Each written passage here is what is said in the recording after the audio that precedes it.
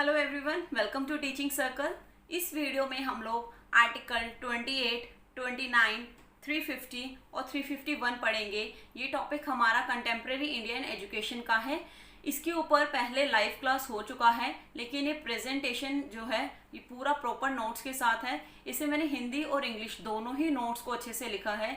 हिंदी का मैंने Google translate किया है। अगर कहीं आपको एक दो लाइन में कुछ प्रॉब्लम लगता भी है तो आप वो इंग्लिश से देख सकते हैं, तो कहीं भी आपको कोई प्रॉब्लम नहीं होगा। वीडियो स्टार्ट करने से पहले मैं सबको बोलना चाहती हूँ, जो भी हमारे चैनल पे न्यू है वो लोग प्लीज़ हमारे चैनल को सब्सक्राइब कर लीजिए, जिससे टाइम टू टाइम आपको सारी नोटिफिकेशंस मिलती रहें और आपकी कोई भी नोटिफिकेशन स्किप ना हो। और अगर आप लोग को वीडियो पसंद आए तो वीडियो लाइक भी ज़रूर कीजिएगा। वीडियो लाइक करने से मेरे को भी मोटिवेशन मिलता है आप लोगों के लिए और वीडियोज़ बनाने का। तो चलिए हम अपनी वीडियो शुरू करते हैं। सबसे पहले हमारा जो टॉपिक है आज वो है equality of opportunities of education. क्यों ये सारे आर्टिकल्स बनाए गए गवर्नमेंट के द्वारा, आर्टिकल 28, 29, 350, 351, क्योंकि सबको क्या करना था, हमारी एजुकेशन में हमारी शिक्षा की अपॉर्चुनिटीज़ देनी थी, सबको शिक्षा की एजुकेशन की सबको अपॉर्चुनिटीज़ देनी थी और इक्वल अपॉर्चुनिटीज़ देनी थी।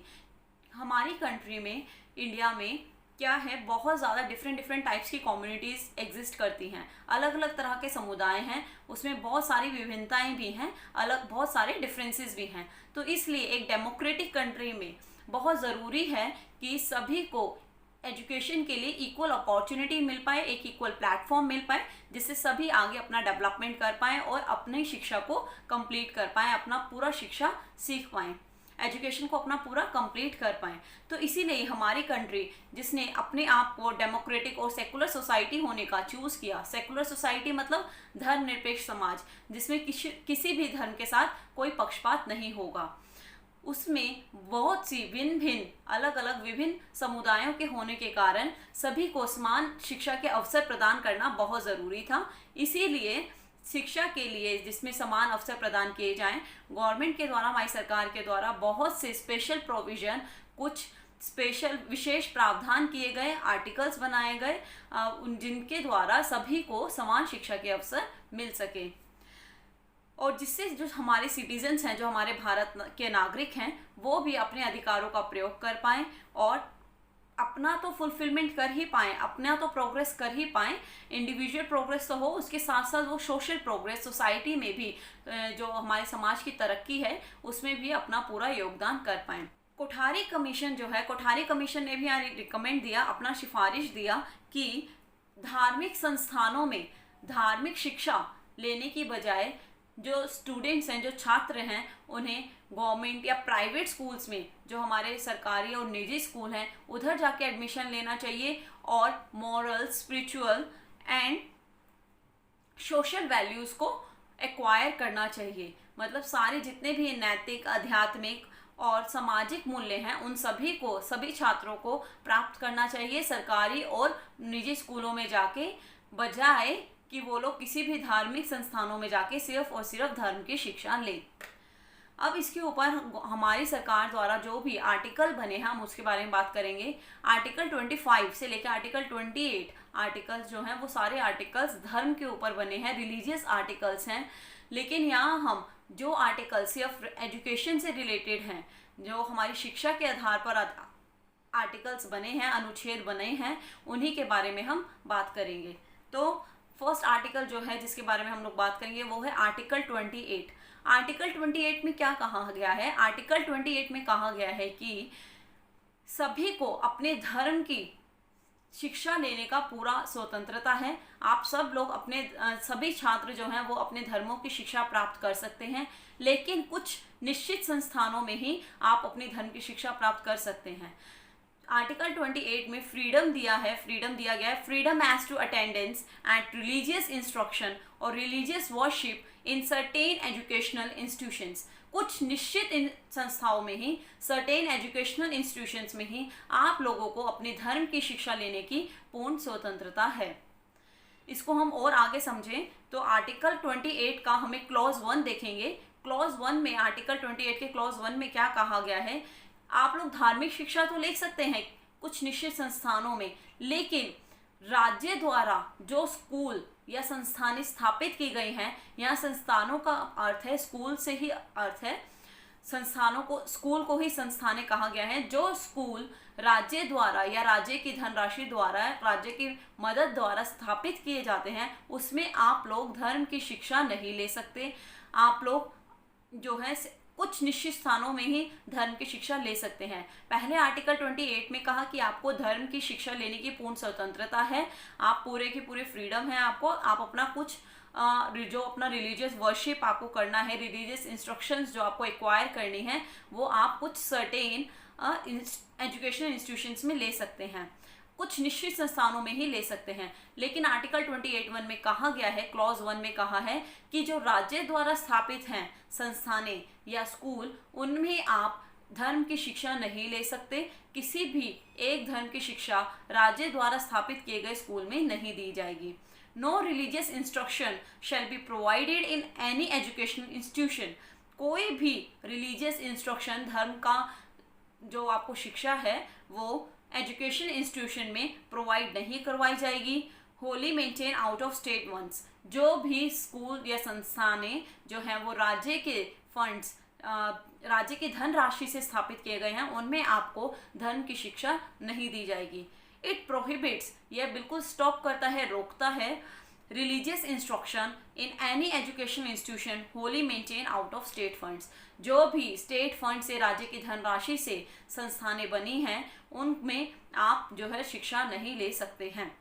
यहाँ पर कहीं भी गवर्नमेंट और प्राइवेट स्कूल्स की बात अलग से नहीं की है, प्राइवेट स्कूल का जिक्र नहीं किया गया है, लेकिन ये पूरा बताया गया है कि राज्य की धनराशि की मदद से, राज्य की धनराशि की मदद से जो भी स्कूल स्थापित किए जा रहे हैं, उसमें आप लोग धर्म की शिक्षा नहीं ले सकते हैं। तो ये था हमारा आर्टिकल 28 का क्लॉज 1।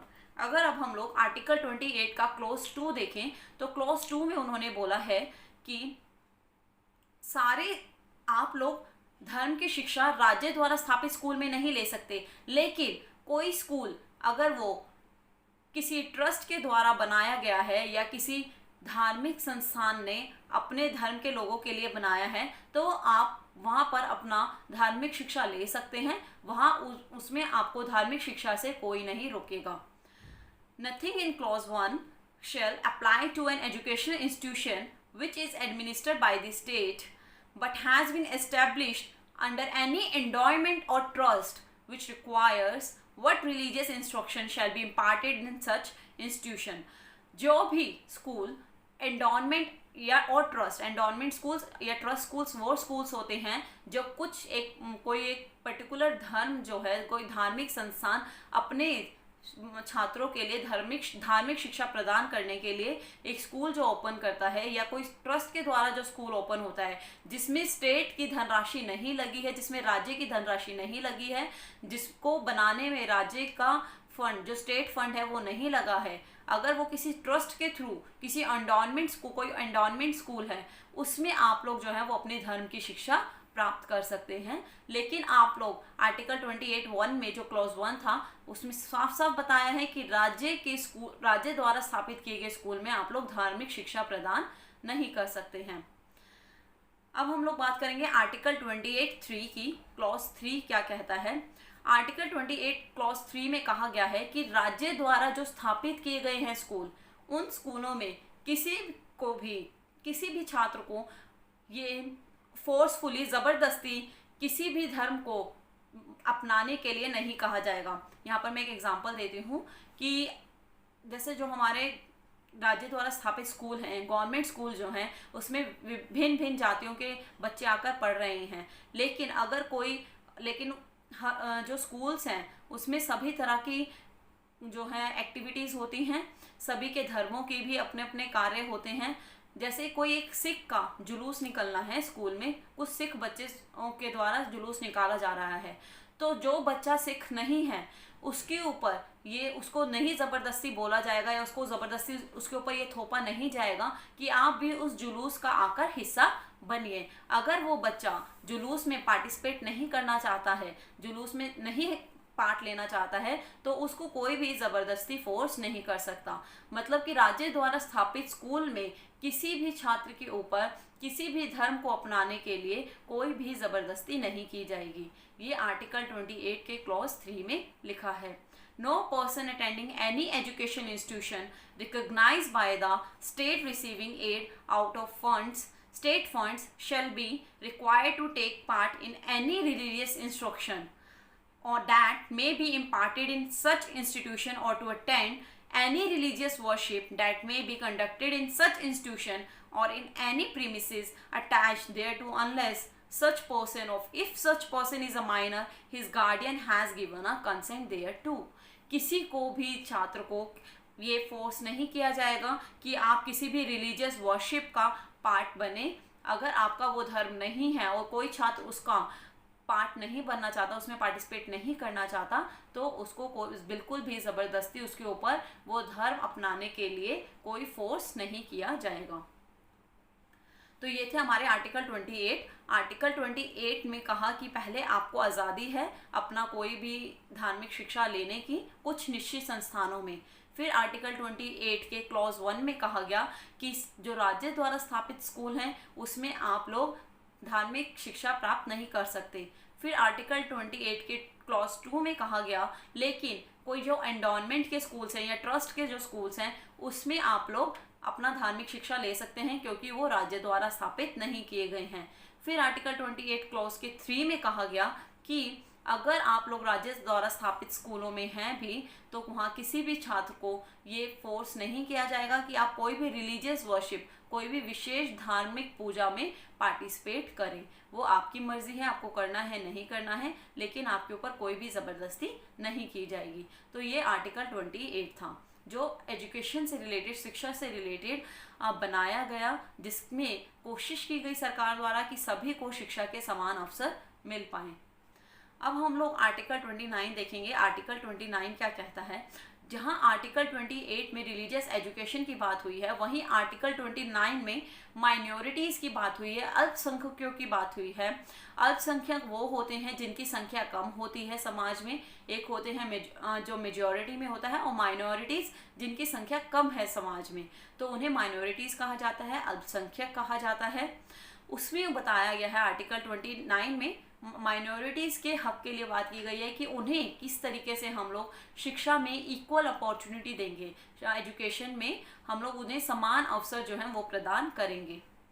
आर्टिकल 29 में लिखा है this article is related to minorities. ये आर्टिकल जो है वो माइनॉरिटीज़, अल्पसंख्यकों से संबंधित है। मीन्स मतलब एजुकेशन ऑफ माइनॉरिटीज़, जो अल्पसंख्यकों की शिक्षा है, the constitution provides certain safeguards for the cultural and educational interest of minorities. जो हमारा संविधान है वो माइनॉरिटीज़ के लिए कुछ सांस्कृतिक और कुछ शैक्षणिक हित, कल्चरल एंड एजुकेशनल इंटरेस्ट, सांस्कृतिक और शैक्षिक हित जो शिक्षा से रिलेटेड है, वो सारे हित जो हैं वो कुछ निश्चित उनके लिए क्या गया, सेफगार्ड्स लिखे गए हैं हमारे संविधान में। अल्पसंख्यकों के लिए कोई प्रावधान किए गए हैं जिससे कि माइनॉरिटीज़ जो हैं, जो अल्पसंख्यक हैं, उनके सांस्कृतिक और शैक्षणिक हित की रक्षा की जा सके। उसके ऊपर उन्होंने बोला है, फर्स्ट पॉइंट दिया है, उसमें बोला है any section of the citizen residing in the territory of India, कोई भी भारत का नागरिक जो भारत के क्षेत्र में टेरिटरी के अंदर आता है, रह रहा है, और any part thereof having a distinct language, और जो भारत का ही पार्ट है और जिसका अलग भाषा है, अपनी स्क्रिप्ट है, कल्चर है, of its own shall have the right to conserve the same.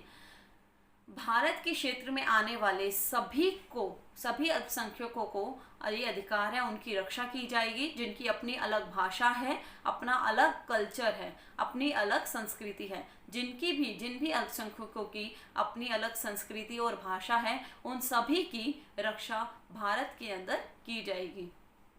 Second उन्होंने बोला है no citizen shall be deny admission into any educational institution maintain by the state or receiving aid out of state funds on grounds only of religion, caste, race, language or any of them।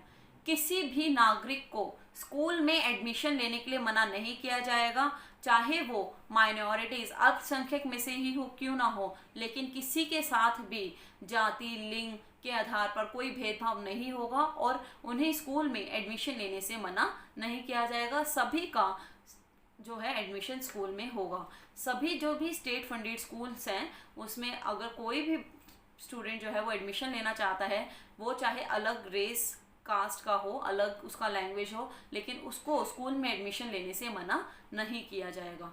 तो ये article जो था हमारा 29 में कहा गया। यहाँ पर माइनॉरिटीज़ के हक की बात की गई है कि माइनॉरिटीज़ के लिए भी गवर्नमेंट जो है, हमारी सरकार ने आर्टिकल में पूरा प्रॉपर लिखा है कि उनको भी समान शिक्षा के अवसर मिलेंगे। शिक्षा के लिए किसी भी स्कूल में एडमिशन के लिए उन्हें मना नहीं किया जाएगा। उनके संस्कृति के और उनके शैक्षिक हितों की रक्षा हमारे संविधान में की गई है। अब हम लोग आर्टिकल 350 देखेंगे। आर्टिकल 350 क्या कहता है? आर्टिकल 350 कह रहा है according to secondary education commission, secondary education commission जो हुआ था उसके according, so far as the medium of instruction is concern in the most of the school in the states. जो सेकेंडरी एजुकेशन कमीशन हुआ था उन्होंने कहा कि स्कूल्स में सबसे मेजर इशू क्या है इस वक्त, वो है medium of instruction. Medium of instruction क्या होता है? शिक्षा का माध्यम, कि किस शिक्षा में, किस भाषा में आपको शिक्षा प्रदान की जाएगी।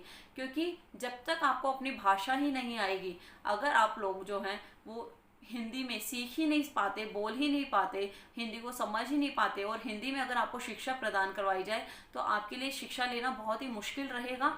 तो सेकेंडरी एजुकेशन कमीशन ने कहा कि इस वक्त स्कूल में क्या है, सबसे ज़्यादा मेन इशू है मीडियम ऑफ इंस्ट्रक्शन का, शिक्षा के माध्यम का, कि किस माध्यम में शिक्षा जो है वो प्रदान की जाए। तो उसके लिए आर्टिकल 350 में कहा गया है कि the present position is that either the mother tongue और the regional language has been adopted as the medium of instruction, कि आज के समय में, वर्तमान समय में जो मीडियम ऑफ इंस्ट्रक्शन रहेगा वो या तो मदर टंग रहेगा, या तो आपकी मातृभाषा रहेगी, या फिर रीजनल लैंग्वेज रहेगी। रीजनल लैंग्वेज मतलब जो आपकी क्षेत्र की भाषा है। अगर गुजरात में जो स्कूल है वहाँ पर सारे गुजराती ही बच्चे हैं, तो वहाँ आप जो है अपना मीडियम ऑफ इंस्ट्रक्शन गुजराती भी रख सकते हैं। तो या तो मदर टंग रहेगा या रीजनल लैंग्वेज रहेगी। Where minorities exit provision is made to give instruction in the mother tongue if the minimum number of student is available। लेकिन जहाँ अल्पसंख्यकों के बाहर निकालने का प्रावधान है, वहाँ बोला गया कि अगर मिनिमम नंबर ऑफ स्टूडेंट्स हैं तो वहाँ पर आपको medium of instruction he follow करना होगा, मातृभाषा ही आपको अपनानी होगी। इन्होंने बोला, आर्टिकल 350 में बोला गया है मीडियम, आर्टिकल 350 में मीडियम ऑफ इंस्ट्रक्शन पर फोकस किया गया है। उन्होंने बोला कि मीडियम ऑफ इंस्ट्रक्शन जो है वो या तो आपका मदर टंग रहेगा या आपका रीजनल लैंग्वेज रहेगा। आर्टिकल 28 में हम लोगों ने रिलीजियस एजुकेशन के ऊपर पढ़ा कि किस तरीके से किन संस्थानों में धार्मिक शिक्षा आप ले सकते हैं और किन संस्थानों में आप धार्मिक शिक्षा नहीं ले सकते हैं। आर्टिकल 29 में हम लोगों ने अल्पसंख्यकों के अधिकारों के लिए पढ़ा कि उन्हें भी शिक्षा के समान अवसर मिलने चाहिए। आर्टिकल 350 में मीडियम ऑफ इंस्ट्रक्शन की बात की गई है कि मीडियम ऑफ इंस्ट्रक्शन जो है वो या तो आपका मदर टंग रहेगा, आपकी मातृभाषा रहेगी, या आपका जो क्षेत्र की भाषा है, रीजनल लैंग्वेज है, वो रहेगी। आर्टिकल 350A वो कहता है, वो रिलेट करता है जिसमें कि प्राइमरी स्टेज में जो प्राथमिक स्तर पर शिक्षा दी जा रही है, प्राथमिक स्तर पर जो शिक्षा है वो आपको मदर टंग जो हो वो ही आपका मीडियम ऑफ इंस्ट्रक्शन रहेगा। आपकी मातृभाषा में ही आपको प्राथमिक स्तर पर शिक्षा उपलब्ध करवाई जाएगी। वो article 350 clause A relates to facilities for instruction in mother tongue at primary stage. उन्होंने कहा है कि प्राथमिक स्तर पर आपकी मातृभाषा में ही आपको शिक्षा जो है वो प्रदान करवाई जाएगी। आर्टिकल 350A में बोला है कि जो अल्पसंख्यक भी है, जो माइनॉरिटी भी है, माइनॉरिटी ग्रुप भी है, उसके भी जो स्टूडेंट्स हैं उनको भी, उनका भी ध्यान रखते हुए उन्हें भी प्राथमिक स्तर पर, प्राइमरी स्टेज पर मदर टंग, मातृभाषा के उसमें ही, मातृभाषा के माध्यम से ही शिक्षा जो है वो उपलब्ध करवाई जाएगी। It lays down it shall be the endeavor of every state and every local authority within the states to provide adequate facilities for instruction in the mother tongue at the primary stage of education। ये state का पूरा responsibility है कि जो वो सारी facilities provide करवाएं, adequate facilities, सारी फैसिलिटीज़ प्रोवाइड करवाएं जिससे मदर टंग में जो है, मातृभाषा में हमारे प्राइमरी स्टेज पर, प्राथमिक स्तर पर मातृभाषा में शिक्षा प्रदान करवाई जाए। To children belonging to linguistic minority groups, सारे माइनॉरिटी ग्रुप्स के भी बच्चों को मातृभाषा में ही प्राथमिक स्तर पर शिक्षा जो है उपलब्ध करवाई जाएगी। And the president may issue such directions to any state as considered necessary और proper for securing provision of such facilities. और प्रेसिडेंट ने ये स्टेट को अधिकार भी दिया है कि वो चाहे तो कुछ फैसिलिटीज़ के लिए अपने स्पेशल प्रावधान जो है, विशेष प्रावधान जो राज्य है वो कर सकता है। अगर राज्य को लग रहा है कि कुछ और फैसिलिटीज़ स्कूल्स में प्रोवाइड करवाने की ज़रूरत है, जिससे कि जो माइनॉरिटी ग्रुप है उन्हें भी मदर टंग जो में अपना मीडियम ऑफ इंस्ट्रक्शन में एजुकेशन प्रोवाइड करवाई जाए, तो उसके लिए प्रेसिडेंट ने स्टेट को ये अधिकार दिया है कि वो कुछ विशेष प्रावधान भी, राज्य जो है कुछ विशेष प्रावधान भी कर सकता है, जिसमें कि प्राथमिक स्तर पर मातृभाषा में ही जो है आपको शिक्षा उपलब्ध करवाई जाएगी। नेक्स्ट है article 350 clause B. Article 350 clause B क्या कह रहा है? It provides for the appointment of a special officer for linguistic minorities.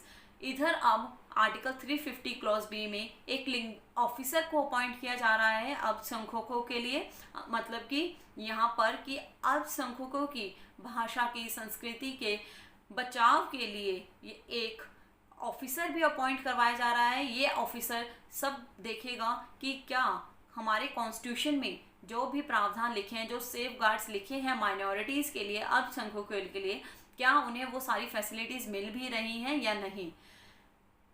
With the objects of investigating into all matters, जो ऑफिसर है वो इन्वेस्टिगेट करेगा सारे मैटर्स को relating to safeguards provided for linguistic minorities under the constitution. जो भी हमारे संविधान में अल्पसंख्यकों के लिए, भाषाई अल्पसंख्यकों के लिए जो लिंग्विस्टिक माइनॉरिटीज़ हैं उनको सारी फैसिलिटीज़ मिल रहे हैं अंडर कॉन्स्टिट्यूशन, जितने भी सेफ गार्ड्स लिखे हैं या नहीं मिल रहे हैं, ये सब की जांच कौन करेगा? एक ऑफिसर जिसको अपॉइंट किया जाएगा लिंग्विस्टिक माइनॉरिटीज़ के लिए।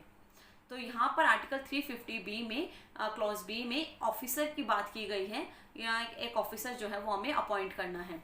तो हमने देखा कि आर्टिकल 350 में पहले बोला कि पहले आपको जो एजुकेशन है, मीडियम ऑफ इंस्ट्रक्शन जो है वो रहेगा या तो मदर टंग या रीजनल लैंग्वेज। फिर आर्टिकल 350 ए में कहा गया माइनॉरिटीज़ के लिए कि हम लोग जो माइनॉरिटीज़ का ग्रुप है, जो माइनॉरिटी स्टूडेंट है, उनको प्राइमरी स्टेज पर, प्राथमिक स्तर पर उनके मदर टंग में ही मीडियम ऑफ इंस्ट्रक्शन रखेंगे, उनकी मातृभाषा के रूप में ही उनको शिक्षा जो है वो उपलब्ध करवाएंगे। फिर आर्टिकल 350 क्लॉज बी में एक ऑफिसर भी अपॉइंट किया गया जो लिंग्विस्टिक माइनॉरिटीज़, जो भाषाई अल्पसंख्यक समूह के छात्र हैं, उनको सारी फैसिलिटीज़ मिल रही हैं नहीं मिल रही है, ये सबका ध्यान भी कौन रखेगा? वो ऑफिसर रखेगा। तो ये आर्टिकल में हमने यही पढ़ा कि एजुकेशन कमीशन जो था वो उसने दावा किया है कि जो शिक्षा का माध्यम होना चाहिए, जो मीडियम ऑफ इंस्ट्रक्शन होना चाहिए, वो होना चाहिए मदर टंग, मातृभाषा होनी चाहिए। क्योंकि कमीशन का कहना है कि जब बच्चे स्वतंत्र रूप से एकदम क्लैरिटी के साथ चीज़ें सीख पाएंगे, सुन पाएंगे, तभी वो क्या कर पाएंगे? अपना नॉलेज, अपना ज्ञान को ग्रहण कर पाएंगे, एक्वायर कर पाएंगे। तो इसलिए बहुत ज़रूरी है कि जो माइनॉरिटीज़ स्टूडेंट हैं उनको जो है वो उनके मदर टंग में ही एजुकेशन प्रोवाइड करवाई जाए।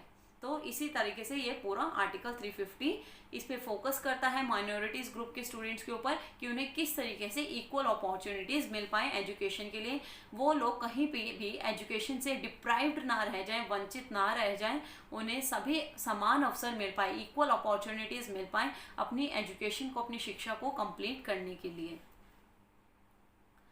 अब हम लोग यहाँ पे आर्टिकल 351 के बारे में पढ़ेंगे। आर्टिकल 351 में कहा गया है कि जो हमारा हिंदी लैंग्वेज है, जो हमारी नेशनल लैंग्वेज है, जो हमारी राष्ट्रभाषा है, उसका हमें स्प्रेड करना है, उसको हमें फैलाव करना है, प्रसार करना है। तो आर्टिकल 351 जो है वो स्प्रेड ऑफ हिंदी लैंग्वेज से रिलेटेड है कि किस तरीके से हम हिंदी भाषा का प्रसार कर सकते हैं। According to article 351 it is the special responsibility of the centre, ये केंद्र की सबसे स्पेशल रिस्पॉन्सिबिलिटी, विशेष जिम्मेदारी है कि to develop the national language, कि वो हमारी राष्ट्रभाषा का विकास करे।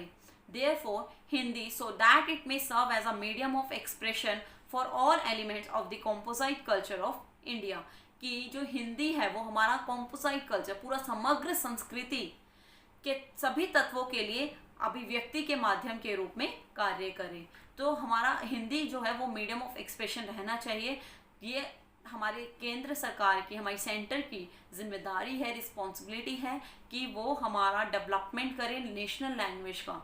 और नेशनल लैंग्वेज क्या है? हमारी हिंदी, जिससे कि जो पूरा समग्र संस्कृति है उसके सभी जो तत्व हैं, जो सभी कंपोनेंट्स हैं, उस सभी तत्वों के लिए अभिव्यक्ति का माध्यम जिसमें हम अपना जो है एक्सप्रेशन करते हैं, अपना बात रखते हैं के रूप में कार्य कर सके। तो ये था हमारा article 351। So for the development of Hindi, the Ministry of Education under the Union Government took a following task। कुछ मिनिस्ट्री ऑफ एजुकेशन के अंदर हमारे यूनियन गवर्नमेंट ने कुछ जो थे विशेष निम्नलिखित कार्य भी किए। उन कार्यों को अभी हम लोग पढ़ेंगे एक एक कार्य के ऊपर। तो आर्टिकल 351 में कहा गया है कि जो हमारा केंद्र सरकार है उसकी पूरी जिम्मेदारी है कि वो हमारी राष्ट्रभाषा का विकास करे। हमारी राष्ट्रभाषा हिंदी है, तो इसीलिए हिंदी का प्रसार किस तरीके से, किन कार्यों से किया जा सकता है, ये हमारी केंद्र की जिम्मेदारी है। तो केंद्र सरकार ने हमारे जो एजुकेशन ऑफ मिनिस्टर है, जो शिक्षा केंद्र मंत्री हैं, उनके अंदर बहुत से कार्य किए, उनके अंदर बहुत से अलग अलग टास्क जो है वो परफॉर्म किए गए। सबसे पहले प्रिपरेशन ऑफ एनसाइक्लोपीडिया, एक एनसाइक्लोपीडिया का विश्वकोश जो है उसको तैयार किया गया। ट्रांसलेशन किया गया of standard works in various academic and scientific works. Academic जो हमारा शैक्षणिक और साइंटिफिक वर्क जो हमारे वैज्ञानिक कार्य थे उनमें भी ट्रांसलेशन किया गया बहुत सी चीज़ों को में। Preparation of scientific and technical terminologies होती हैं, कोई टर्म जो विशेष क्या कहते हैं, विशेष शब्दावली तैयार की गई। वैज्ञानिक और तकनीकी दोनों शब्दावली जो थी वो तैयार की गई। Production of popular literature in Hindi, Hindi में लोकप्रिय साहित्य का निर्माण किया गया। Publication of revise editions of standard Hindi work, मानक हिंदी कृतियों के संशोधित संस्करणों का प्रकाशन किया गया। बहुत सारे पब्लिकेशंस किए गए हिंदी के, जिससे कि हिंदी को बहुत लोग जो है हिंदी की जो हिंदी लैंग्वेज है, जो हमारी हिंदी भाषा है, उससे अवेयर हो पाएँ, जागरूक हो पाएँ, हिंदी को पढ़ें। Development of keyboards of Hindi typewriters, जो हमारा कीबोर्ड है कंप्यूटर का, सिस्टम का, उसमें भी हिंदी राइटर्स के लिए, टाइप राइटर्स के लिए, हिंदी के लिए बहुत से बोर्डो, हिंदी भी हम, आपको पता है ना, टाइप कर सकते हैं अपना, तो हिंदी का भी एक कीबोर्ड जो है वो तैयार किया गया, उसका विकास किया गया। Designation of keyboards of Hindi type writers, और जो कुछ डेजिग्नेशन, जो बड़े बड़े पद होते हैं, हिंदी के प्रमुख बोर्डों का पद नाम टाइप राइटर, उसमें भी टाइप राइटर के लिए हिंदी का विकास किया गया। तो ये सभी कार्य जो थे वो हमारे केंद्र सरकार द्वारा शिक्षा मंत्री के अंदर, शिक्षा का जो मंत्री था, एजुकेशन मिनिस्ट्री, उनके अंदर किया गया। उन्होंने ये सारे कार्य किए जिससे कि हिंदी का प्रसार है वो ज़्यादा से ज़्यादा हो पाए।